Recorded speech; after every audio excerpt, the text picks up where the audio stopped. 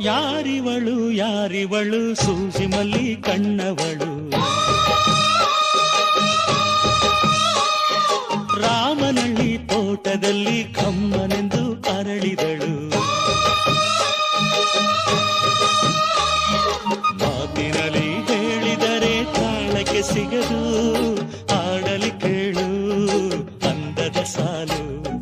ಮಾತಿನಲ್ಲಿ ಹೇಳಿದರೆ ತಾಳಕ್ಕೆ ಸಿಗದು, ಹಾಡಲಿ ಕೇಳು ಅಂದದ ಸಾಲು.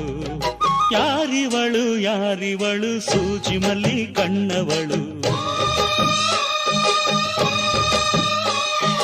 ರಾಮನಳ್ಳಿ ತೋಟದಲ್ಲಿ ಕಮ್ಮನೆಂದು ಅರಳಿದಳು.